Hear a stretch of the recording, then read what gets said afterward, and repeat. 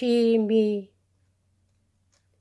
맹물에 조약돌을 삶아 먹더라도 제멋에 산다는 말이 있다. 대체 이 멋이란 것이 문제가 된다. 제 멋대로 산다.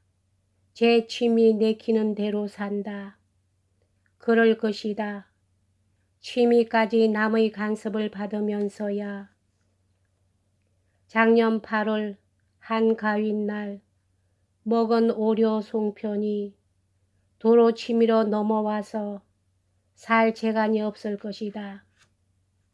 멋과 취미가 반드시 동의어가 될런지 안 될런지 모르지만은 다음과 같은 속성에서 공통된다고 생각한다. 첫째, 취미라든지 멋이란 것은 실리적이 아니다. 직접 먹거나 입고 사는 것이 아니다. 둘째로, 멋이나 취미는 식생활에 있어서는 필요 이상이거나 필요 이외의 것이 된다. 우리의 의식주를 실용적 가치에만 꼭 들어맞추려면 멋이란 것은 성립될 수 없을 것이다. 가령 우리나라 옷에서 고름을 보라. 양쪽 자락을 붙잡아 매는 필요로 생겼지만은 가닥을 길게 늘어뜨리어 치렁치렁 나부끼게 하는 것은 실제 면에서야 무슨 필요가 있을 것인가. 그러나 바람에 휘날리는 옷고름의 선율미를 박탈한다면 우리 옷의 미관은 절반 이상 감소될 것이다. 실용적 가치만을 발휘하는 단추란 얼마나 몰강스러운가. 전날 우리나라 처녀들 머리 꼬리에 달린 댕기가 풍기는 풍정이야말로 오늘날 퍼머와 견주어 어떠하다 할까.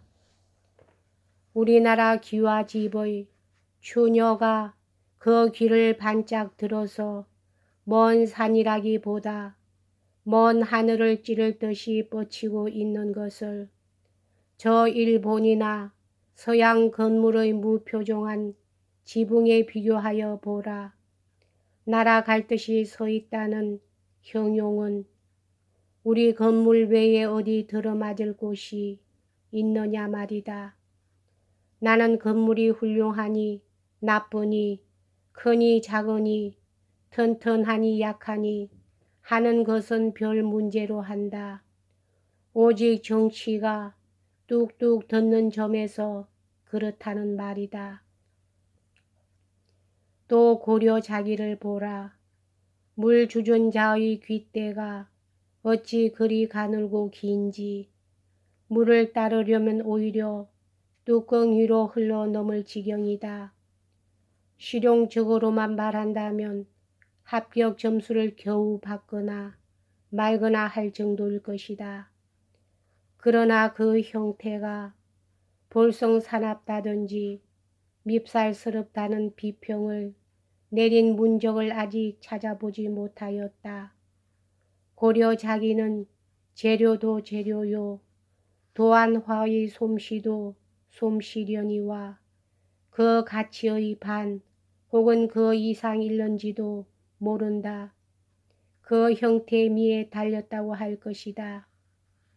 셋째로는 취미나 멋이 이와 같이 실리적이 아니요 실용적도 아니면서도 그것을 획득하기 위하여는 불소한 금전이나 노력을 희생시키지 않으면 안 된다. 이렇게 생각하고 보면 취미나 멋이란 것은 일종의 군것질에 지나지 못하는 것이다.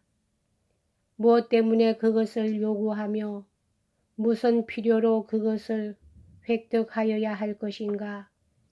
취미란 비생산을 넘어서 순전히 낭비적이요 도로적인 것이다. 백해의 무일리라는 혹평까지는 피할지라도 그저 있어도 좋고 없어도 좋을 것이라고 좀 여기는 사람이 많지 않을까 한다.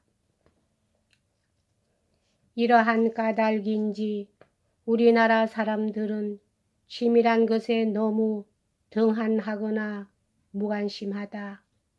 혹은 말하리라.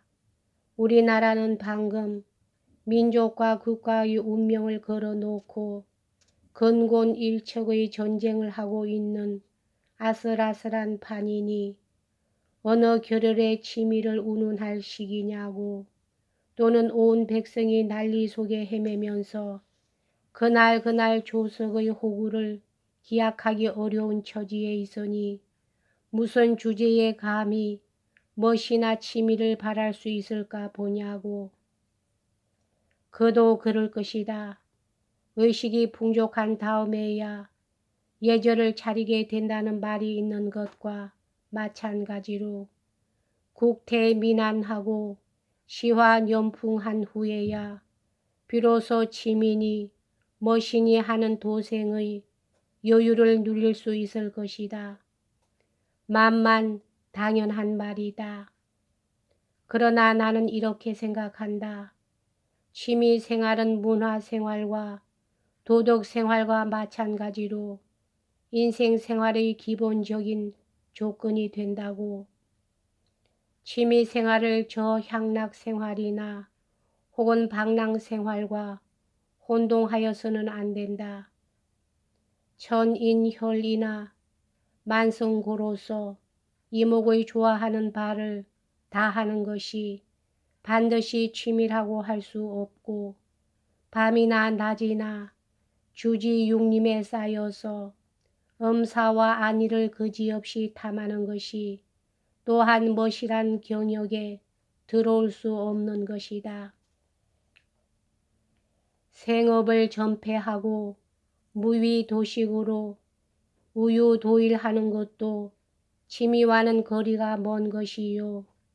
도박과 잡기로 업을 삼아서 세사와 세무를 돌아보지 않는 것도 취미를 추구하는 소위는 아니다. 정업의 여백을 적정하게 이용하여 단조한 직무로 인하여 권태한 기분을 전환시키고 하루의 피로를 깨끗이 씻어버려 다음 날의 활동을 위한 청신한 정력을 기르자는 것이 취미생활의 의의라 할 것이다. 그러나 취미가 이와 같이 공리적 목적 아래에 조작된다면 오히려 그 본질을 해할 염려가 있다.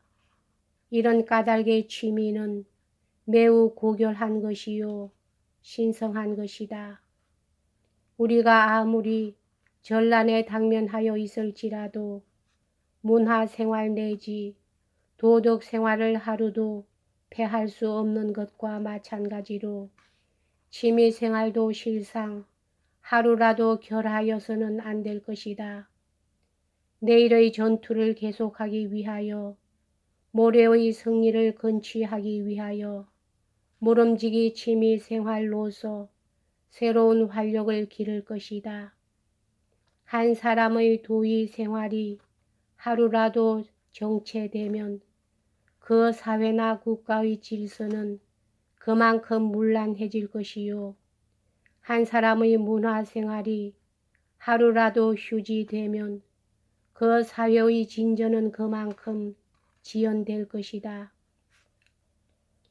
마찬가지로 개개인의 취미생활이 만일 결여될 때에는 그 사회의 능률적인 활동력이 그만큼 감소될 것은 불을 보는 것과 같이 명확한 사실이라 생각된다.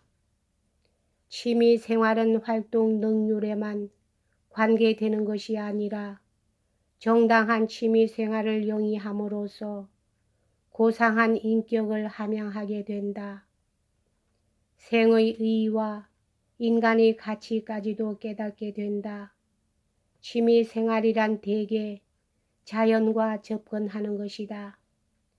자연물을 상대로 하는 것이기 때문에 자연을 사랑하고 자연을 이해하고 자연과 융화하게 된다.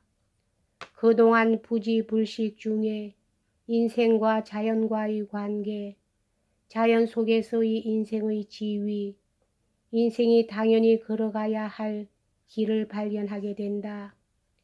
꽃 한 포기를 가꾸거나 새 한 마리를 기르는 동안에 대우주의 법칙을 깨달을 수 있고 그림 한 폭을 감상하고 검은고 줄 한 가닥을 어루만지는 사이에 옛 사람의 신운이나 신금에 부딪힐 수 있는 것이다.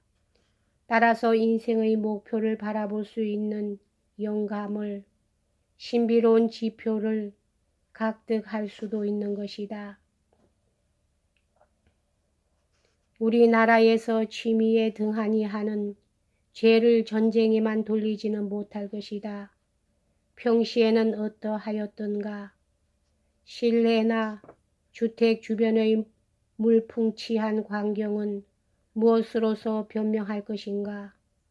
취미 생활이란 반드시 그에 필요한 비용의 다소에 정비례하는 것은 아니다.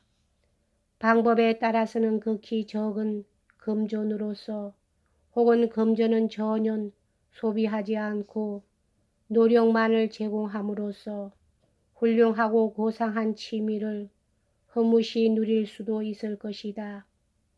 적은 비용을 아껴선지 노력에 인색한 탓인지 뜰에 풀 한 포기도 가꾸지 않은 집이 많으며 적당한 벽면에 적당한 그림 한 장으로서 실내의 분위기를 조화시킬 줄 모르는 가정이 대다수를 점하는 형편이다. 이 글을 쓰고 있는 나 자신이 어떠한 취미 생활을 하고 있느냐 하면 우리나라에서 뭘 취미로 대표될 만한 몸이 건조한 생활을 계속하고 있다. 여행을 좋아하나 그에 따르는 비용의 구속을 받아 그 범위도 일수도 별로 넓거나 많지 못하였다. 학생 시대에 관동 팔경을 보기 위하여 원산서부터 경상북도까지 동해안을 도보로 타파한 것이 가장 인상 깊은 기념이 된다고 할 것이다. 그리고 전제 전까지는 휴일을 이용하여 하이킹에 부지런히 열을 내었던 것이다. 산보도 남만 못지않게 좋아하였으나 이 경우에는 대개 단신으로 하는 것이 버릇으로 되어 있었다. 산보에 등반인이 많으면 담소의 재미는 있으나 나의 발부터 내키는 대로 향할 수 있는 자유의 구속을 느꼈기 때문이다. 그러나 나의 주택이나 실내에는 먼지가 캐캐 쌓인 약간의 책자가 질서 없이 나열되어 있을 뿐이요. 눈에 뜨이고 귀에 번쩍하는 아무것도 발견할 수 없었다. 60이 가깝도록 이 강산의 혜택 속에서 늙어가면서 이 나라의 고유한 시가인 시조할 수 없을 재간이 없으며 그렇다고 신시대의 호흡을 만끽할 수 있는 가요곡 하나 옮길 줄 모르는 졸토뱅이로서 취미 운운할 자격조차 애초에 없는 인간이다. 취미커녕 오락조차 손방이다. 호리 건곤의 망세 간지갑자 하는 주선의 쾌락은 말할 나위도 없거니와 담배 한 대 제법 필 줄 아는 위인도 못 된다. 바둑은 아예 구멍새를 가릴 줄도 모르고 한동안 마작을 배우느라고 며칠 밤 새워 보고는 시간이 아까워 영 끊어버리고 만 일이 있다. 여러 가지 스포츠 중에서 아무것도 하나 한다는 것이 없다. 참으로 나 자신이 극도로 몰취미한 인간이다. 화가가 어떤 느낌이 있어 자화상을 그리듯이 나는 이 글을 써서 자책, 자기의 재료를 삼으려 한다. 그보다도 후회하여 미치지 못할 나의 과오에 대한 속죄문을 삼으려 한다. 아울러 나의 경애하는 젊은 벗들에게 이것으로서 귀감을 삼아 전처를 밟지 않도록 하려는 노파심에서 쓰는 것도 유의 한 가지라 하겠다. 이것으로 이야기가 끝난 것은 아니다. 우리나라 사람들도 자기 스스로는 각각 무슨 취미든지 느끼면서 산다고 할 것이다. 그런 멋이 없고서야 누가 이 세상을 살아갈 것이냐 할 것이다. 그러나 그 소위 취미라는 데는 정사도 있고 선악도 있을 것이다. 고아한 것도 저속한 것도 있을 것이다. 청신한 것도 진부한 것도 있을 것이다. 이 중에서 사악한 취미, 저속한 취미, 진부한 취미는 진정한 의미의 취미라고 생각하기 어렵다. 속세의 취미가 이같이 다종다기하기 때문에 소위 취미란 십인십색이다. 그보다 백인 백색, 만인 만색이라 하는 편이 옳을 것이다.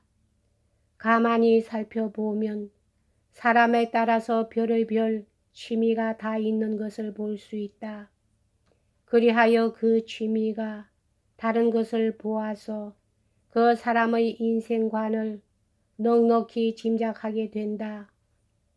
궁사극치의 호화로운 생활로 말초신경의 쾌락만을 유일의 사업처럼 여기는 사람이 있는가 하면 일간 두옥에서 반간은 맑은 바람에 맡기고 반간은 밝은 달에 빌리어 대자연 속에서 부황소호하며 대자연으로 더불어 함께 늙자는 냉수와 같은 생각을 즐기는 이도 있다. 이 모든 취미 중에 이상한 취미가 또 한 가지 있다. 벼슬 취미라 할런지 관료 취미라 할런지 고관 대작을 한번 맛보면 혹은 중죄를 범하고도 혹은 파면을 당하고도 얼마나 일반이 지탄을 할는지 얼마나 민중이 정오를 하는지 도년하 모르는 척하고 때로는 주제자 앞에서 눈물을 흘려가며 애소를 하고 때로는 소위 천엽속 같은 모략을 써서 기어이 원지위에 매달리려고 발버둥질을 치는 이가 있으니 그래 벼슬 취미가 그렇게 달고 만나단 말인가. 정상적인 사람으로는 이해하기 곤란한 취미라 하겠다. 병가의 말에 진칙진 태칙태란 말이 있다. 부름을 받을 때에 신중히 생각하여 나아가고 물리침을 당할 경우에는 거리낌 없이 선뜻 물러나는 것이 사리에도 옳고 그 사람의 전도에도 여운이 있을 것이다. 그런데 그렇게 미혹하게 생각이 들지 않는단 말인가. 주문에 드나드는 손이 진봉하는 것을 탐내서 그런지 낙사 후에 문전이 냉락할 것을 미리 염려하여 그리하는지 혹은 유방백세하려고 그러는지 유치만대하려고 그러는지 그 진경에 입도하여 보지 못한 필자로는 참으로 알 수 없는 노릇이다. 속단 일는지 모르나 독자 여러분도 아마 나와 동감일 것이다. 이러한 취미도 있다는 것은 여기까지 하겠습니다.